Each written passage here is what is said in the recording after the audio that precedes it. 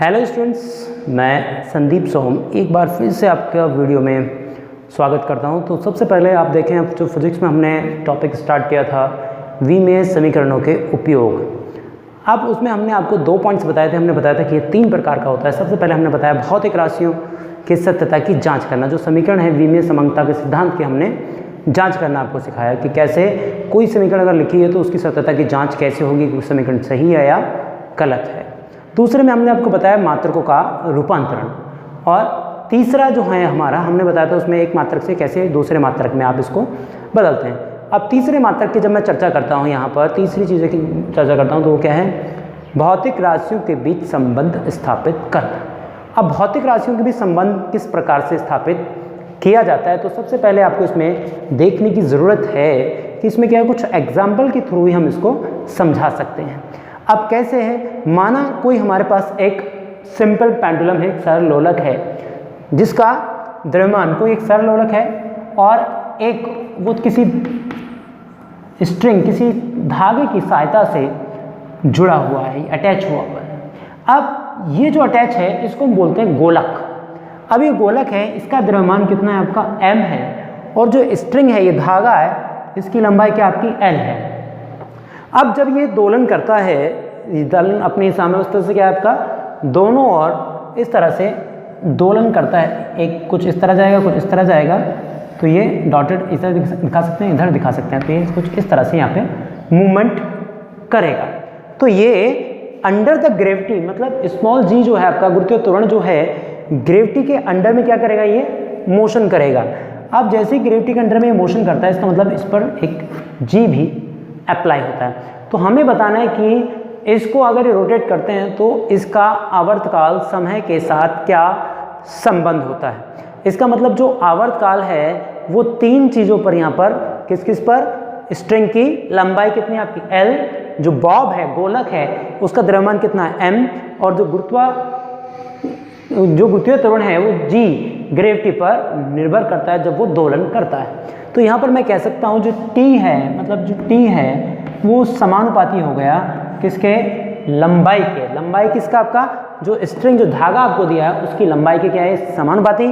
साथ में जो इसका मास है उसके भी डिपेंड कर रहा है, और साथ में ग्रेविटी पर भी ये निर्भर कर रहा है। अब यहाँ से सबसे पहले हमें क्या देखना है कि हम यहाँ पर जो लेके चलते हैं, इनकी विमाएँ लेके चलते हैं। माना इसकी विमा a, इसकी विमा b और इसकी विमा क्या है हमारी c है। तो सबसे पहले क्या करेंगे, जब भी हम यहाँ पर इस प्रोपोर्शनल साइन को हटाते हैं, समानुपाती चिन्ह को हटाते हैं, तो हमारा एक वहाँ पे पॉइंट आता है, वो आता है कितना, हमारा एक नियतांक आता है हमारा k।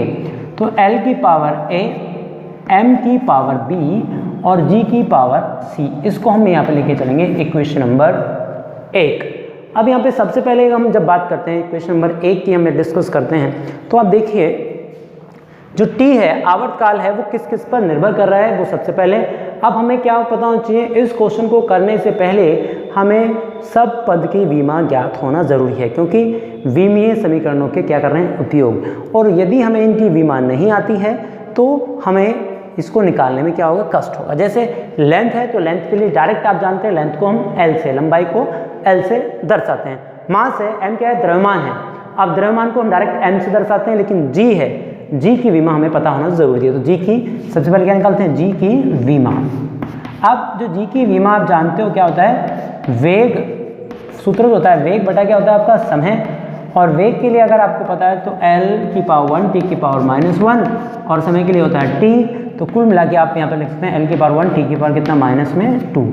अब हमें क्या करना है, समीकरण 1 जो हमें दी हुई है, समीकरण 1 के दोनों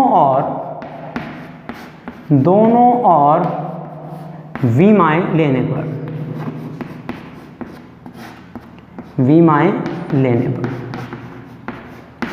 जब दोनों ओर हम विमाएँ लेने की बात करते हैं तो यहाँ पर क्या है हमारा, ये t है, सॉरी ये g के लिए है। तो हमारे क्या है, इधर समीकरण 1 ये है हमारी, ये क्या है आपका t है, आवर्तकाल है। और आवर्तकाल के लिए जो हम विमा लेके चलते हैं, जब तो m इसमें नहीं है, m की पावर 0, l भी इसमें नहीं है, तो l की पावर 0, t क्या है आपकी, t की पावर कितना आपका 1। अब हमें क्या लेना है, जो राइट हैंड साइड है हमें उसकी विमा लेनी है। तो k क्या है, एक नियतांक है, और जब नियतांक की कोई वैल्यू आपकी फिक्स होती है 2, 1, 3, 1, 2 या 3, 4 पाई कुछ इस तरह से, अगर पाई में या 10 में कोई भी वैल्यू आती है तो उसकी कोई विमा नहीं होती है। तो यहाँ पर k की कोई विमा नहीं हो गई। तो l क्या है आपका लंबाई, और लंबाई के लिए जब हम विमा की बात करते हैं तो यहाँ पर यह लिखते हैं l। तो l की पावर कितना है यहाँ पर 1, ऊपर कितना पावर है इसकी a। अब दूसरा क्या है आपका मास, और मास के लिए भी कितना है 1, पावर कितना है b। ऐसे हम बात करते हैं गुरुत्वीय त्वरण की, तो त्वरण के लिए हमने विमा निकाली l की पावर 1 t की पावर -2, तो l की पावर 1 और t की पावर कितना -2, पूरे की पावर हो गई c। अब हमें क्या करना है, इनको सीक्वेंस से क्या करना है, एक एक करके सबको इकट्ठा कर लेते हैं जिसकी पावर जितनी भी है। तो सबसे पहले m को देखते हैं, क्योंकि इधर मेरा क्या m है, तो m की पावर यहाँ पे 1 की b में मल्टीप्लाई हो जाएगा, तो m की पावर यहाँ पे बन जाएगा आपका m की पावर b। अब यहाँ पर देखिए l की पावर को मुझे लेना है, तो m l की, तो l की पावर यहाँ पे जब देखेंगे तो l की पावर कितना हो जाएगा आपका a, और जब यहाँ पर देखेंगे तो l की पावर कितना हो जाएगा आपका c। ऐसे ही देखेंगे t, तो t इन दोनों तो नहीं है, सिर्फ t यहाँ पर है, तो t की पावर -2 और इसमें c की मल्टीप्लाई, तो -2c। तो यहाँ पर हमने क्या देखा, m की पावर 0, l की पावर 1, t की पावर कितना -1, सॉरी m की पावर 0, l की पावर 0 है यहाँ पर। इसको डाल लेते हैं हम इक्वेशन नंबर 2। अब हमें करना क्या है, जो हमें समीकरण यहाँ पे गिवन है, जो गिवन समीकरण है, ये हमें जो समीकरण हमने बना दिया है इससे, अब इन दोनों समीकरणों में विमाओं की क्या करनी है, तुलना करनी है यहाँ पर। तो समीकरण 2 के दोनों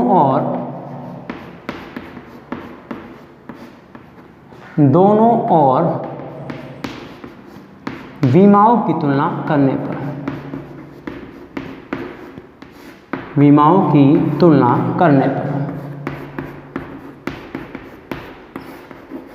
अब जैसे ही हम विमाओं की हम तुलना करते हैं तो सबसे पहले आपको देखने की इसमें ज़रूरत है कि यहाँ पर देखिए m की पावर इधर कितना है 0 है, और इधर m की पावर कितना है आपका b है। जैसे ही यहाँ पे देखते हैं तो m की पावर कितना हो जाएगा, इसका मतलब b इक्वल टू कितना हो जाएगा आपका 0। अब हमें क्या देखना है, ऐसे ही l की पावर देखिए यहाँ पे कितना 0 है, और इधर l की पावर कितना है a + c है। इसका मतलब जो a + c है वो किसके बराबर हो गया आपका 0 के बराबर हो गया।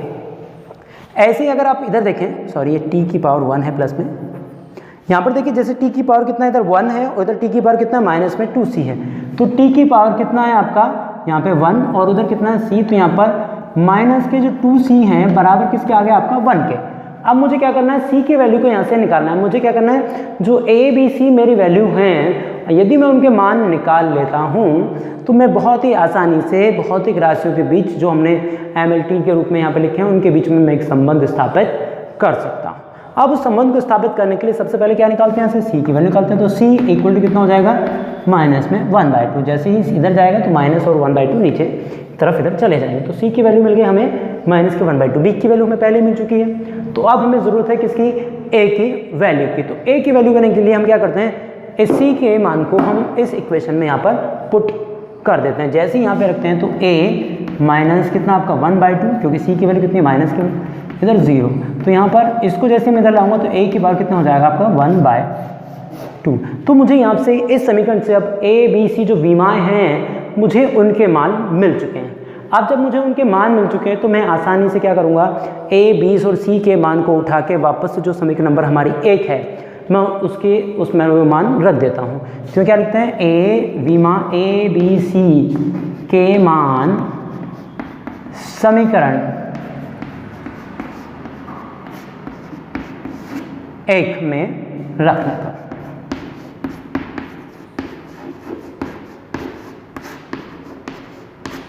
अब जैसे हम समीकरण 1 में रखते हैं तो वहाँ पर देखिए ये क्या है आपका, यहाँ पर जैसे समीकरण 1 में रखते हैं तो t की जगह तो t है ही, यहाँ पर k की जगह आपका k है। अब मुझे क्या रखना है, जहाँ पर आपने क्या है l की पावर a है तो वहाँ पर a का मान मुझे रखना है।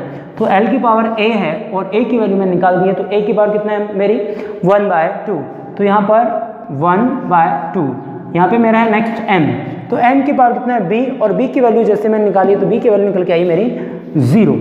अब तीसरा है मेरा g, अब g की वैल्यू है यहाँ पे c, और c की वैल्यू मैंने निकाली है यहाँ पर माइनस के 1/2। अब यहाँ पर देखिए जिसकी वैल्यू 0 है, मतलब किसकी वैल्यू 0 है, m की वैल्यू 0। अब जिसकी वैल्यू 0 होगी उसके मान हमेशा 1 होता है, जिसकी भी वैल्यू, जिसकी पावर 0 होगी उसकी वैल्यू क्या होती है, 1 होती है। तो इसका मतलब दैट इज जो m है उसकी वैल्यू तो हो गई 1। अब यहाँ पर कितना बचा, t इक्वल्स टू कितना आपका k और l की पावर क्या हो गई 1/2 और g को ले जाता हूँ मैं नीचे की ओर। जैसे ही मैं g को नीचे की ओर ले जाता हूँ तो g की पावर किस में हो जाएगी, प्लस में 1/2।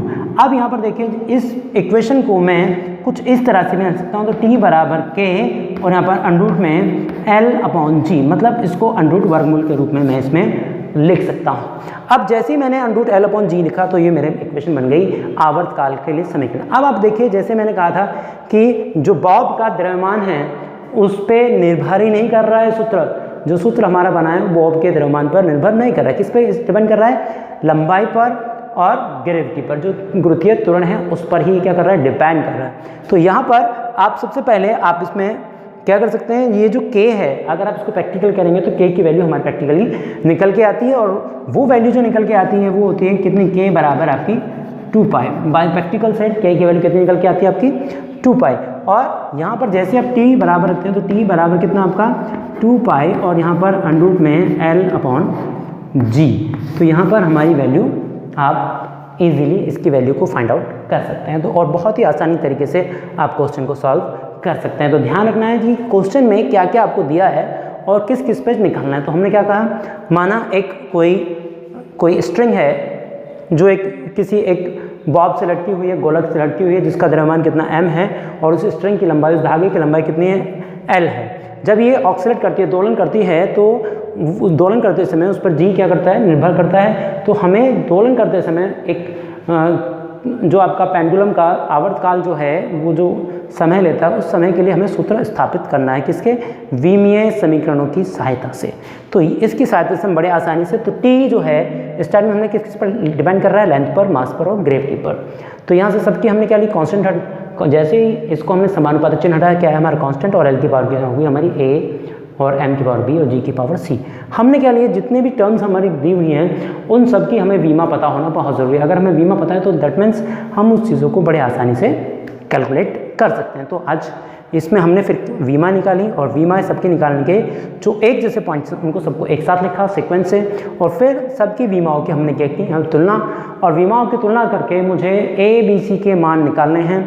और जैसे मैंने a b c के मान निकाले तो उठा के वापस समीकरण किस में रख दिया आपने, 1 में। और जो भी हमारे समीकरण बने उसमें देखा m की पावर क्या हो गई आपकी 0। और जब m की पावर 0 होती है तो दैट मीन्स किसी की भी पावर अगर 0 होती है तो उसकी वैल्यू क्या आती है आपकी 1 आ जाती है। तो उसी तरह से हमारा एक रिलेशन बन गया आवर्तकाल के लिए, t बराबर 2π अंडरूट में l/g, जो हम जनरली दूसरे मेथड से भी जब चैप्टर्स में स्टार्ट करेंगे गुरुत्वाकर्षण वाला में, तो उसको बाकायदा दूसरे मेथड से भी हम क्या करेंगे, प्रूफ करेंगे। तो आज हमारे इसमें इतना ही है वीडियो में। अगले वीडियो के साथ फिर से हम एक बार हाजिर होंगे। धन्यवाद।